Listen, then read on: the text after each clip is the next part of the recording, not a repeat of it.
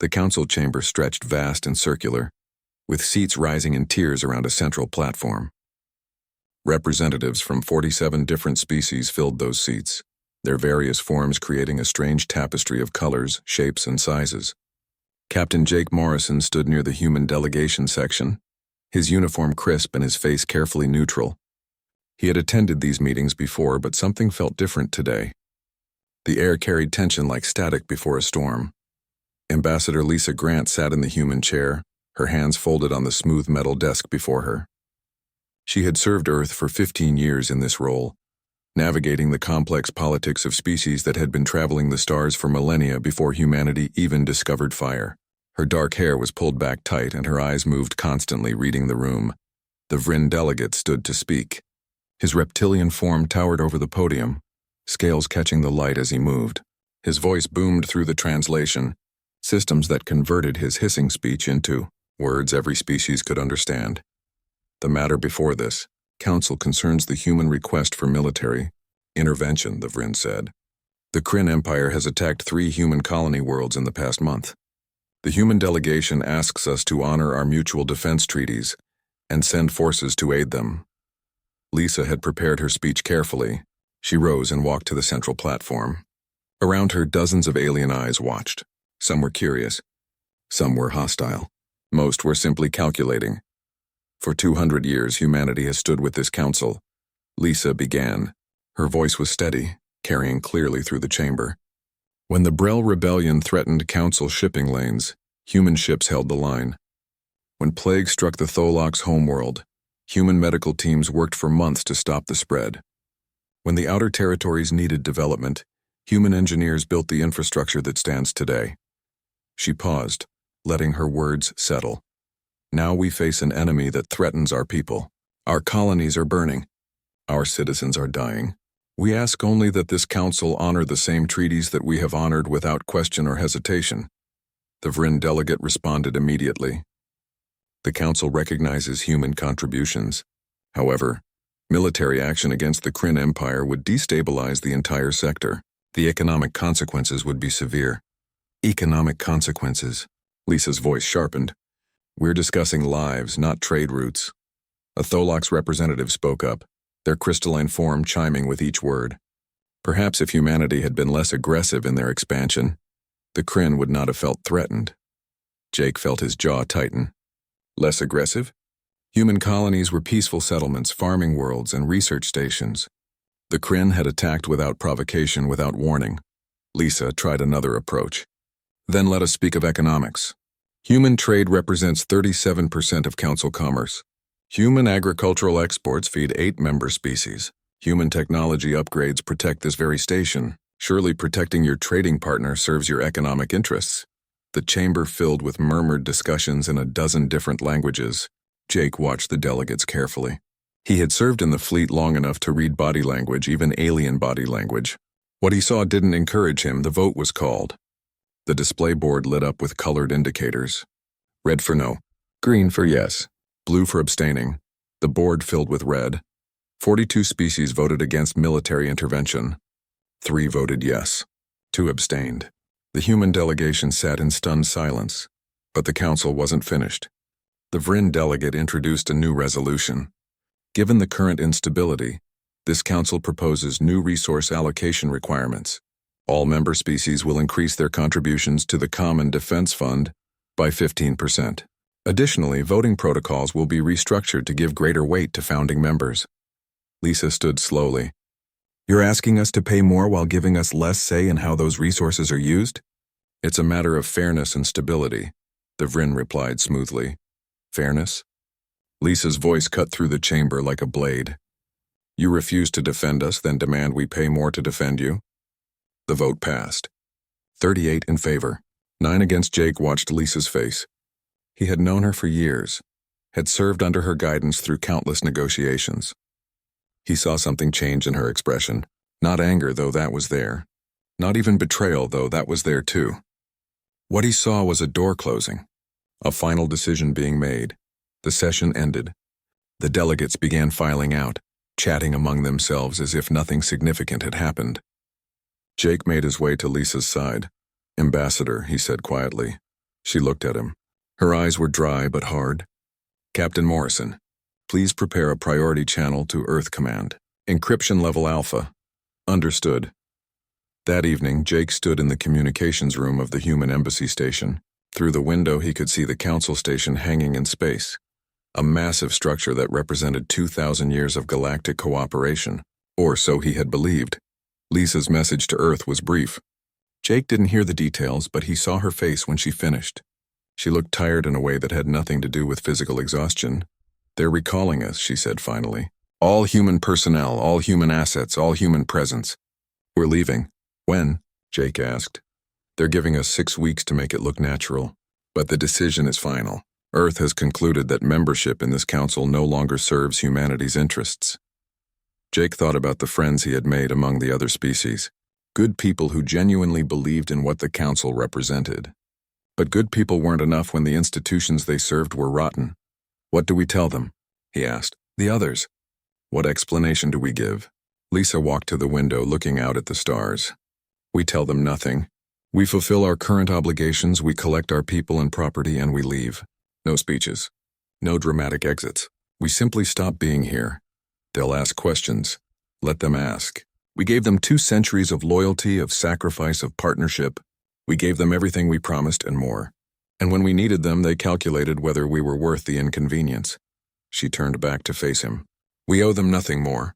Not even an explanation. Over the following days, Jake watched Lisa work. She was calm, methodical, and utterly professional. She attended meetings, filed paperwork, and prepared reports. To any observer, everything appeared normal. But Jake noticed the details. Human staff members were being quietly reassigned. Supply contracts were being allowed to lapse rather than renewed. Maintenance schedules were being adjusted. Humanity was preparing to walk away, and no one else had noticed yet. Jake received his own orders a week later. His fleet would be among the last to depart, maintaining security for human assets until the final evacuation. He looked at the star charts showing council space, vast territories they had helped protect and develop. Soon, it would no longer be their concern. The breaking point had been reached. Now came the departure. The first sign came 3 weeks after the vote. A Tholox merchant named Vix arrived at the human trade station orbiting their home world, carrying a shipment of rare crystals. He had made this journey twice a year for the past decade, always trading with the same human merchants, always receiving fair prices and honest dealing. The station was empty. Not damaged, not destroyed. Simply empty. The lights were off. The docking bays were sealed. A single automated message played on repeat. This facility has been closed. Please seek alternative arrangements. Vix sat in his ship for an hour, staring at the dark station before finally turning his vessel around and heading home. Similar scenes played out across council space. Human cargo ships that had run regular routes for generations simply stopped coming. Alien merchants who had relied on human goods found their orders unfilled, their messages unanswered. The human agricultural stations that fed billions across 8 different species went silent. In the council chamber, Ambassador Lisa Grant submitted a single document. It was 1 page printed on actual paper in the human style. The Vryn delegate picked it up with clawed fingers, his reptilian eyes scanning the brief text. Humanity hereby withdraws from the Galactic Council, effective immediately.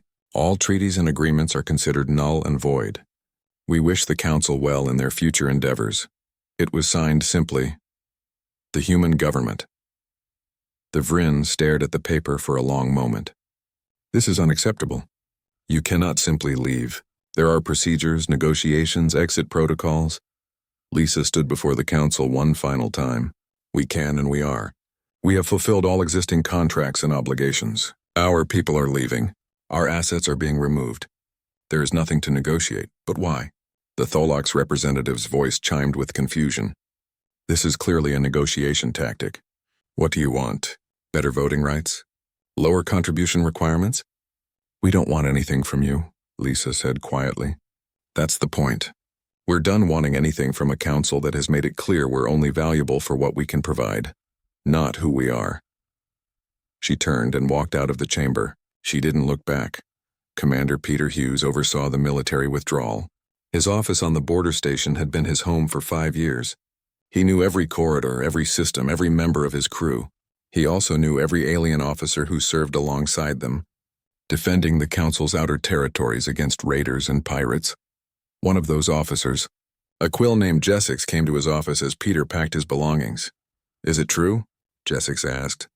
His feathered form seemed to droop with distress. "You're all leaving?" Peter continued packing. "Yes, but the defensive grid, the sensor networks, the patrol routes. Who will maintain them? That's not our concern anymore." Peter sealed a container and marked it for transport. "Not your concern?" "Peter, we've served together for years. We're friends." Peter finally looked at him. "Are we? Because when my people needed help, when our colonies were burning, the Council voted to abandon us. Where were our friends then?" Jessix had no answer. His translator remained silent. "I bear you no personal ill will," Peter said, his voice softening slightly. "But friendship means standing together when it's difficult, not just when it's convenient. The Council made their choice. Now we're making ours." Within a month, every human military ship had withdrawn from Council space. The defensive positions they had held for decades stood empty. The sophisticated sensor networks they had installed went dark. Border stations that had been jointly operated now had to function with only alien crews, who quickly discovered how much they had relied on human technical expertise. Captain Jake Morrison's fleet was stationed near the frontier, one of the last human presences remaining. He watched his tactical display as ship after ship departed, their courses set for Earth and human colonies. The map of Council space that had once been filled with green markers showing human positions now showed vast empty spaces. Lieutenant Amy Carter stood at her station on the bridge, monitoring communications. "Sir, we're receiving multiple requests from Council vessels. They're asking for technical assistance with their defensive systems." "Acknowledge receipt, then ignore them," Jake said. "We're not here to provide support anymore." "Acknowledged, sir." Amy hesitated. "Permission to speak freely?"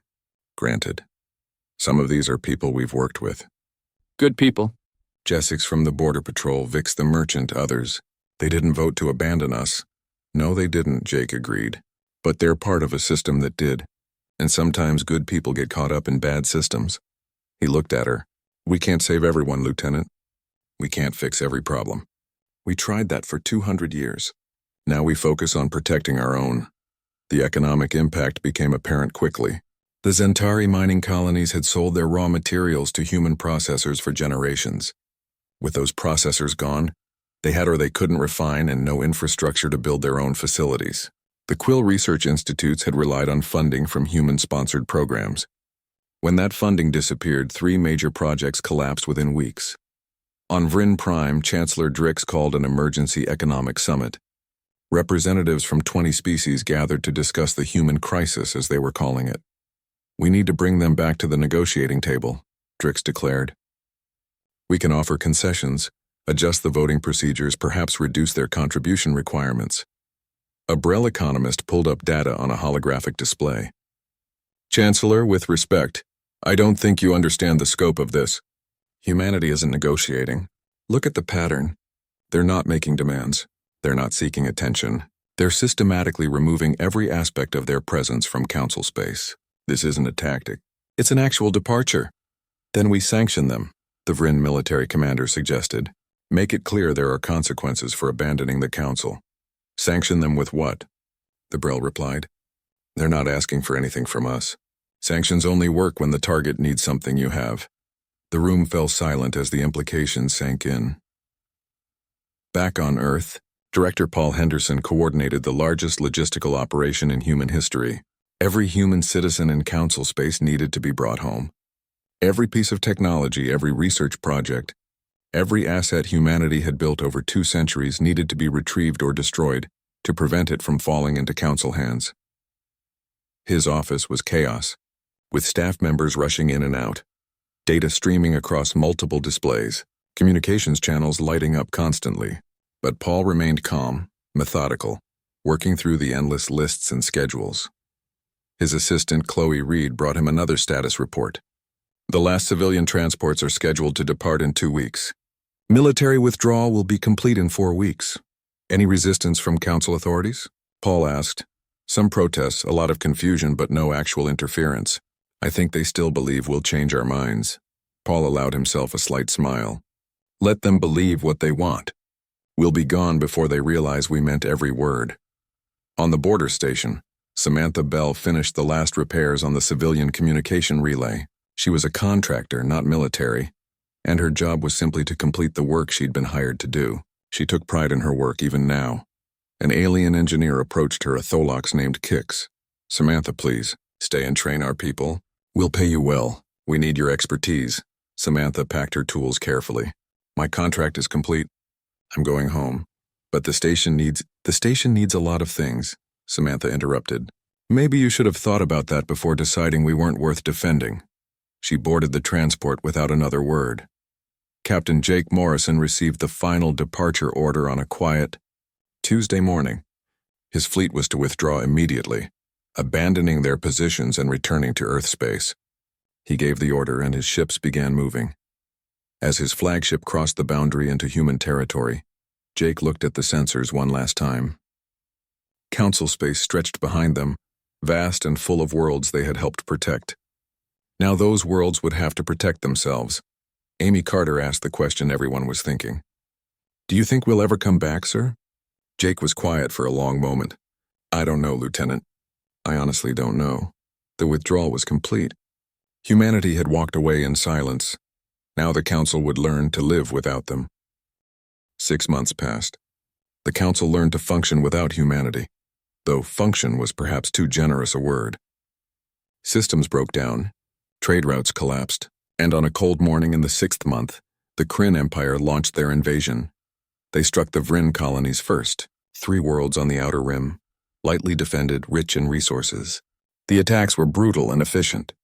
The Vryn defense fleet responded, but they were outnumbered and outmaneuvered. Within a week, all 3 colonies had fallen. Chancellor Drix stood in the council chamber, his reptilian features tight with stress. Around him, representatives from 46 species argued and shouted. The order that had once characterized these meetings had dissolved into chaos. We need a coordinated military response, Drix declared, trying to restore some control. The Kryn have revealed their intentions. We must strike back before they advance further. The Tholox military advisor, Admiral Vex, pulled up tactical displays. Our combined fleet numbers approximately 8,000 vessels. However, they're spread across council space in defensive positions. It would take weeks to assemble a strike force. Then give the order now, Drix said. It's not that simple, Chancellor. Our ships use different command protocols, different tactical doctrines. The humans always served as the bridge between our various military traditions. Without them, coordination is extremely difficult. A Brel representative spoke up. Perhaps if we had maintained our own military capabilities instead of relying on human protection, we wouldn't face this problem. The chamber erupted in arguments. Species blamed each other for the current situation. Old grudges surfaced. The Quill accused the Vryn of provoking the Kryn. The Vryn accused the Tholox of cowardice. The Tholox accused everyone of poor planning. Drix slammed his clawed hand on the podium. Enough while we argue, the Kryn advance. We need decisions, not accusations. But decisions proved difficult. Each species had its own priorities, its own territories to defend. The unity that had existed when humans handled most of the military burden evaporated when each species had to risk their own forces. The Kryn didn't wait for the Council to organize. They struck again, hitting the Tholox mining worlds, then the Quill research stations. Each attack was calculated, targeting the wealthiest and weakest positions. The Council fleet scrambled to respond, always arriving too late, always one step behind. On a border station that had once been jointly operated with humans, the alien crew struggled to maintain basic systems. The sophisticated sensor network that had provided early warning of threats had degraded without proper maintenance. The defense grid that humans had installed flickered and failed at random intervals. Lieutenant Kessex, the Quill officer who had been friends with Peter Hughes, stood in the command center watching his sensors. They showed Kryn ships approaching, but the data was fragmentary, unreliable. He tried to coordinate with nearby council vessels, but communication protocols that had seemed simple when humans managed them now revealed their complexity. Get me Admiral Vex, Kessex ordered. We're trying, sir. The communication relay is malfunctioning. Kessex felt frustration rising. Then fix it. We don't know how, sir. The human technicians always handled these repairs. The Kryn attack hit before they could establish proper communications. The border station's defenses failed within the first hour. Keswick and most of his crew escaped in life pods, but the station itself was lost. Another piece of the defensive network, another position humans had held for decades, gone. The economic situation worsened alongside the military crisis. The Zentari mining worlds, unable to process their own ore, faced economic collapse. Unemployment soared. Food shortages became critical, as the agricultural imports from human worlds stopped completely. Riots broke out on Zentari Prime. The government deployed security forces, but the underlying problem remained. Their entire economy had been built on a foundation of human trade and technology that no longer existed. The Quill faced similar problems. Their research institutes, once the pride of their civilization, closed one by one. The scientists who had relied on human funding and collaboration found themselves without resources or direction. Some tried to continue their work independently, but the collaborative networks humans had created couldn't be replicated overnight. On the council station itself, systems began failing. The environmental controls malfunctioned, causing temperature swings that left some species uncomfortably hot while others froze. The power grid flickered. The water recycling system broke down, requiring emergency repairs by engineers who had never trained on the human-designed systems. A maintenance supervisor named Brix worked 16-hour shifts trying to keep the station functional.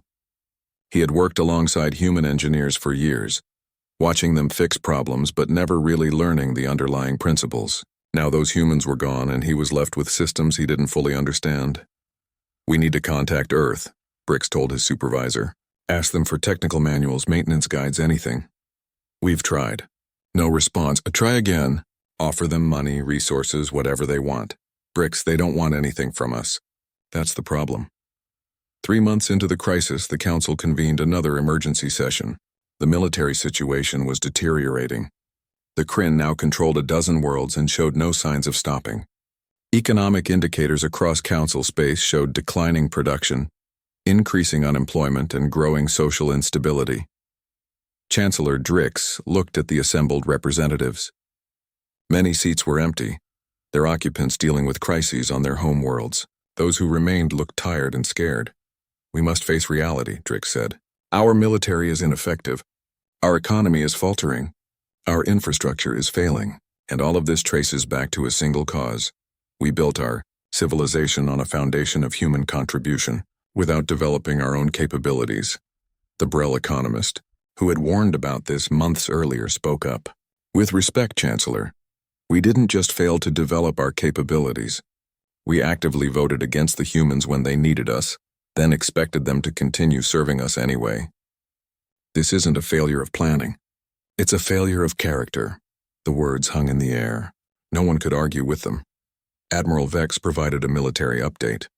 "It wasn't good. The Kryn will reach the core worlds within a year at their current pace. We've managed to slow them, but we can't stop them. Our forces aren't coordinated. Our defensive networks are failing. And every battle reveals new weaknesses we don't know how to address." "What about hiring human mercenaries?" someone suggested. "Private military contractors?" "We've tried. No human organization will accept our contracts. It's like they've all agreed not to help us." That wasn't quite true. The humans hadn't agreed to anything. They had simply closed their borders and stopped responding to council communications. They weren't actively hostile. They just didn't care anymore. On a refugee transport fleeing the Kryn advance, a Vryn family huddled together in the cargo hold.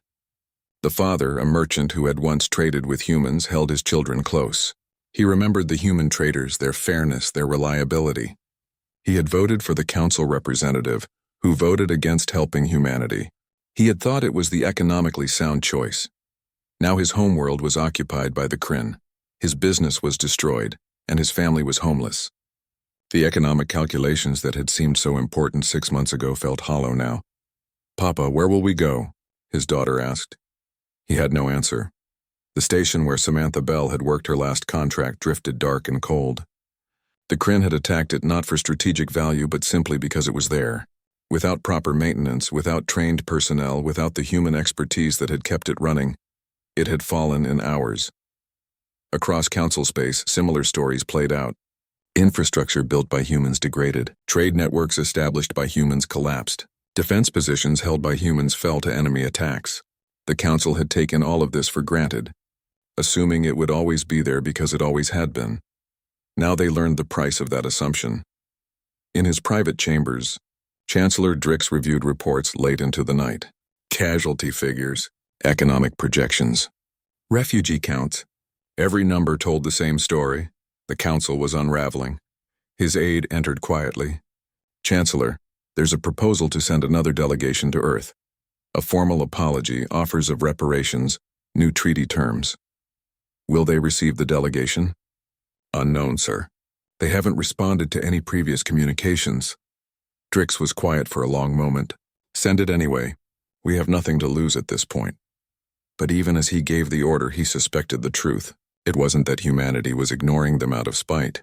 Humanity had simply moved on. The Council was no longer their concern, no longer their problem, no longer their burden. The unraveling continued, and there was no one left to stop it.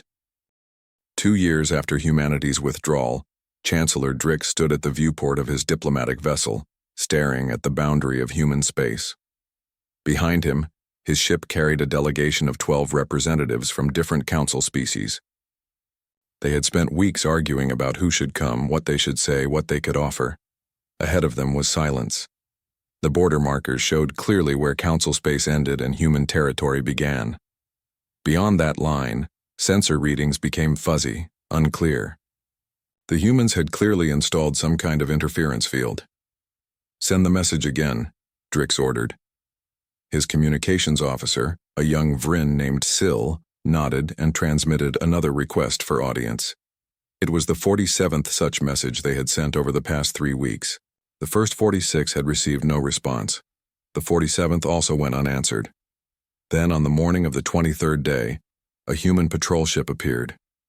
It was small, unremarkable, carrying minimal weapons. A single vessel where once there would have been entire fleets.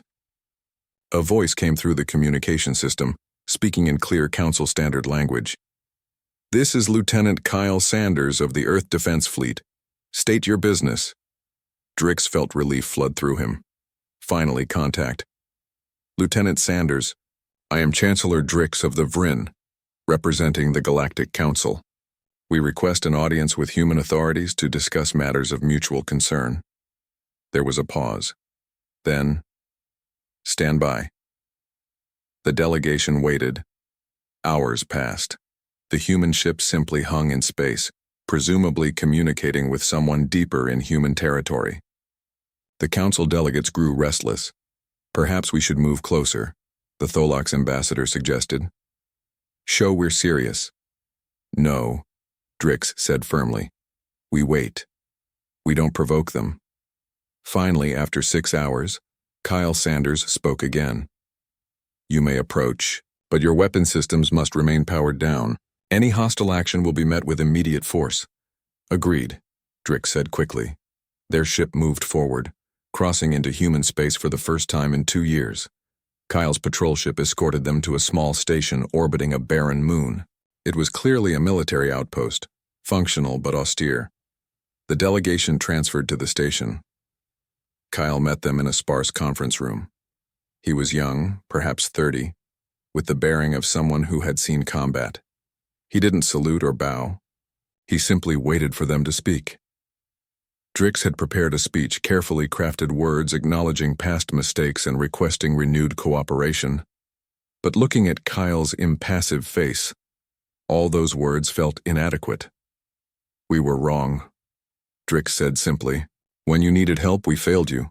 We abandoned you, and now we're paying the price. We come to ask for your assistance and to offer whatever reparations you feel are appropriate." Kyle listened without expression. When Drix finished, he nodded slowly. "I'll convey your message to my superiors. Wait here." He left the room. The delegation waited for 2 more hours. When Kyle returned, his face showed something the aliens hadn't expected. Not anger or satisfaction. Sadness. "I've been authorized to provide humanity's response," Kyle said. He pulled out a datapad but didn't read from it. Instead, he spoke from memory. "You made your choice. Now live with it. The Tholox ambassador leaned forward. But surely there's some accommodation we can reach. Trade agreements, technology sharing. We can offer significant resources. You don't understand, Kyle said. We don't want your resources, we don't need your trade, we're not interested in your offers. Then what do you want? The Quill representative asked. Nothing. Nothing from you at all.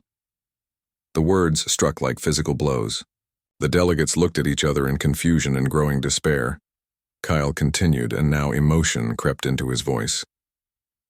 You want to know what you destroyed? It wasn't just a political alliance. Humanity believed in the Council.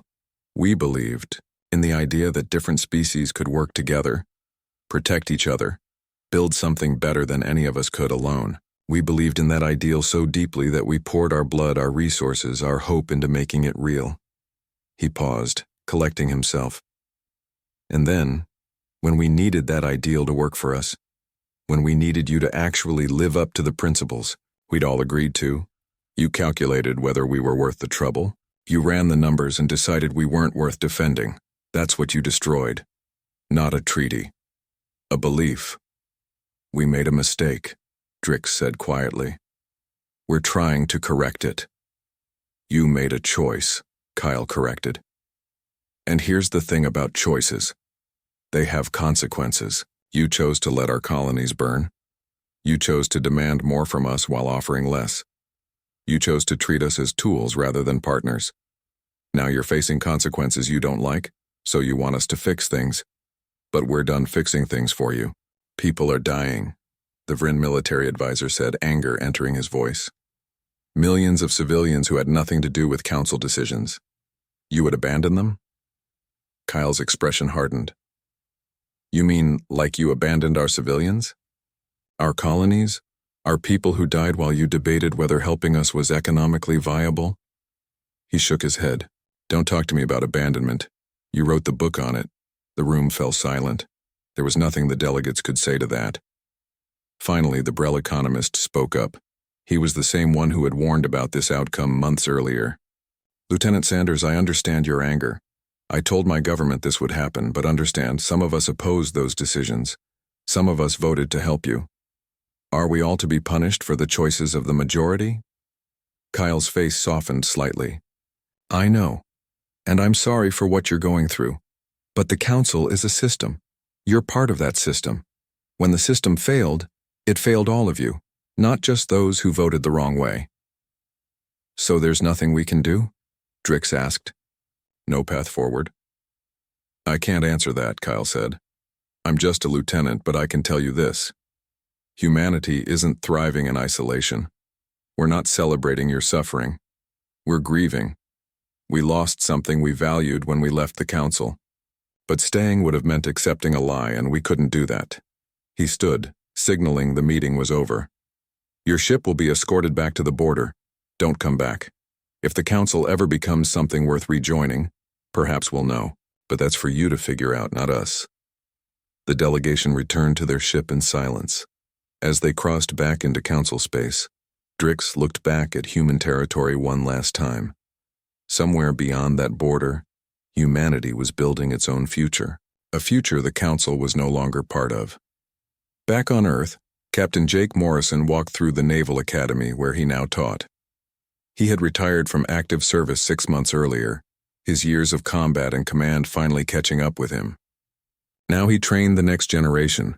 A cadet named Emma Price approached him after class. She was bright, eager, full of the idealism that Jake remembered in himself decades ago. Sir, may I ask you something? Of course, Cadet. Do you think we did the right thing, leaving the Council? Jake was quiet for a moment, watching other cadets stream past. What do you think? I think we had to. They betrayed us. But I also think about all the good we did as part of the Council. The lives we saved, the cooperation we built. Was all of that meaningless? No, Jake said firmly. It wasn't meaningless. We built something real, something valuable. But the Council took it for granted. They thought our contributions were obligations rather than gifts. They thought our loyalty was something they owned rather than something we chose to give. So we had to leave? We had to remember that we have value, that we deserve to be treated as equals, not as servants. That's not a lesson I wanted to teach through abandonment, but it's the only lesson the council was willing to learn. Emma nodded slowly. Do you miss it? Being part of something bigger? Jake smiled sadly. Every day. But you know what I don't miss? Feeling used. Feeling like everything we sacrificed was just expected rather than appreciated. He looked at her directly. Emma, one day you'll command ships. You'll face impossible choices. Remember this. Never let anyone mistake your strength for weakness. Never let anyone take your loyalty for granted. And never ever stay in a relationship, political or personal, where you're valued only for what you provide rather than who you are. Yes, sir. As Emma walked away, Jake turned to look out the window at the stars. Somewhere out there, the council was learning hard lessons. He hoped they were learning the right ones. But that was no longer his concern. Not anymore. 5 years had passed since humanity walked away. The Galactic Council still existed, though in a form barely recognizable from its glory days. The Kryn Empire's advance had finally been stopped, but only after the loss of 27 worlds and billions of lives. The cost had been staggering in ways that went beyond simple casualty counts. Chancellor Drix stood in the rebuilt council chamber. The original had been destroyed in a Kryn raid 3 years earlier. This new chamber was smaller, more modest. Fewer species occupied its seats now. Some had been conquered. Others had withdrawn, choosing isolation over the cost of continued membership. A young Vryn historian named Kesix addressed the council. He was writing a comprehensive history of the human era, and he had been given permission to present his findings. His feathers were neat, his voice steady as he spoke. For 200 years, humanity served as the invisible foundation of this council, Kesix explained. He displayed data on holographic screens, trade routes, military deployments, infrastructure development. We treated their contributions as normal, as expected, as our right. We forgot that everything they did was a choice they made, not an obligation they owed. Drix watched the presentation with mixed feelings. Kesix was part of a new generation of council members, people who had grown up hearing stories about humanity, but had never actually met a human. To them, humanity had become almost mythical, larger than life. The question I keep asking in my research, Kesix continued, is whether humanity abandoned us or whether we abandoned them first. The evidence suggests the latter. An older Tholox council member shifted uncomfortably. We've acknowledged our mistakes. The memorial worlds, the historical preservation, the economic reforms. Haven't we learned? Have we? Kesix asked. We've certainly changed. We've had to. But have we learned the right lessons or just the painful ones? The council had indeed changed. Without human military protection, each species had been forced to rebuild their own defense forces. Without human economic support, they had developed their own industries and infrastructure. Without human diplomatic mediation, they had learned to negotiate directly with each other. The changes had been brutal, costly, and necessary. The council that emerged from the crisis was harder, more self-reliant, and far more honest about its own weaknesses. But Kesix's question remained. Had they truly understood what they had lost, or had they simply adapted to its absence? On a memorial world dedicated to the fallen, a Vryn mother brought her children to see the monuments. Thousands of names were carved into stone walls, representing those who had died in the Kryn invasion. Among them were the names of human colonists who had been killed in the attacks that the council had refused to prevent. Why are the human names here? Her son asked. They weren't part of the council anymore. Because they died for reasons that were our fault, she explained. The Kryn attacked them first and we refused to help. Everything that came after started with that choice. The boy traced one of the human names with his small claw. Will they ever come back? I don't know. Maybe when we deserve them to. Across council space, similar conversations were happening. The generation that had voted against helping humanity was aging, retiring, dying. The new generation that took their place had grown up in a council shaped by humanity's absence. They knew what had been lost because they had lived with the consequences. In the rebuilt border stations, alien engineers maintained systems they had finally learned to understand. It had taken years of trial and error, of studying human designs, of developing their own expertise. The stations worked now, though not as efficiently as they had under human management. Lieutenant Kessex, the Quill officer who had once served with Peter Hughes, commanded one of these stations. He thought often about his old friend, wondered what Peter was doing now, whether he ever thought about the council. A young ensign approached him. "Sir, we've detected an unidentified ship at the edge of our sensor range."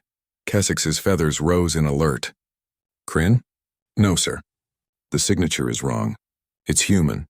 For the first time in 5 years, a human vessel had entered council space. Kessex felt his heart race. "Hail them." Polite and professional, the response came quickly. "This is the merchant vessel Horizon out of Earth. We're on a trading mission to the Varn system. Permission to transit council space? A trading mission. Not a military fleet, not a diplomatic delegation. Just a merchant ship going about its business. Permission granted," Kessex replied. "Welcome to council space, Horizon." There was a pause, then, "Acknowledged." "Thank you." The ship passed through without incident, but its appearance sparked something across the council. Hope, maybe, or just curiosity.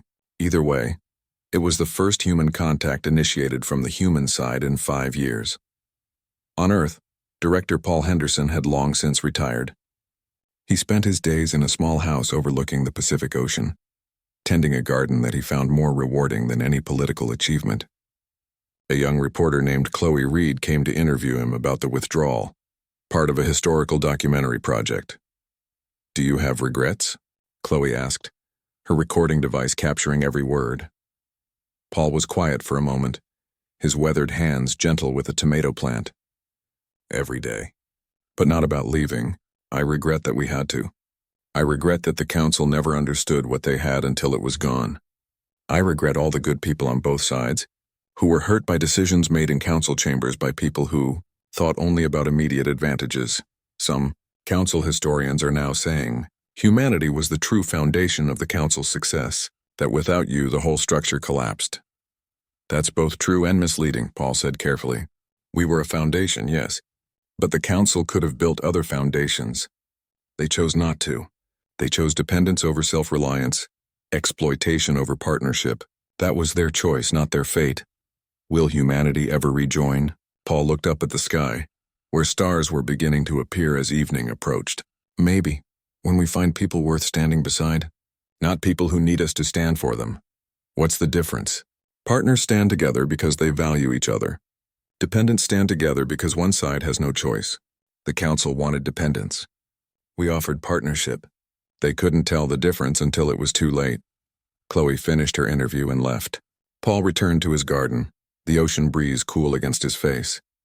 He thought about the council, about the friends he had made among the alien species, about the ideals they had all shared once. Those ideals weren't dead. They were just sleeping, waiting for someone to believe in them again. At the Naval Academy, Captain Jake Morrison's students graduated in a ceremony full of pride and hope. Among them was Emma Price, who had finished top of her class. She received her assignment, first officer on a patrol ship along the human border. Jake shook her hand. "Congratulations, Lieutenant." "Thank you, sir. Your lessons made the difference. Just remember what we talked about: strength, self-respect, and never letting anyone take your value for granted." "I will, sir." She hesitated. "Sir, that human merchant ship that entered council space last month, is that the beginning of something?" "Maybe. Or maybe it's just a merchant ship. Time will tell. Do you think the council has changed enough?" Jake smiled. "That's not for me to judge anymore. I'm retired. But I'll say this. Change forced by consequences isn't the same as change driven by understanding. The council has adapted. Whether they've truly learned is a different question." Emma nodded and moved on to celebrate with her family.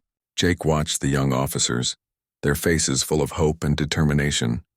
They had grown up in a humanity that stood alone, that valued itself, that understood the price of being taken for granted. They were a better generation for it. The story didn't have a neat ending because life rarely does. Humanity remained isolated, focused on its own development and prosperity. The council continued rebuilding, learning slowly and painfully to function without the foundation they had once taken for granted. Some trade resumed, Some communications reopened, but the relationship would never return to what it had been. That was gone, destroyed by decisions made in a council chamber 5 years earlier. In his office, Kessex the historian finished his book. The final chapter posed a question rather than providing an answer. Did humanity abandon the council, or did the council abandon humanity first? He knew the answer. Everyone who read the book would know the answer. But asking the question was important. It forced people to think, to examine their assumptions, to remember that loyalty and partnership are not rights but privileges earned through mutual respect. On Earth, in council space, and in the vast regions of space that belonged to neither, life continued. Humanity had walked away in silence, leaving the council to face consequences of their own making. Both sides had learned. Both sides had grown. Both sides had paid prices they never expected to pay. And somewhere in the future, perhaps when enough time had passed and enough lessons had been learned, perhaps they would meet again. Not as master and servant, not as user and used, but as equals who understood what they had lost and what it took to build something worth having. But that future was not today. Today, humanity stood alone, strong and self-reliant, looking to the stars and building its own destiny.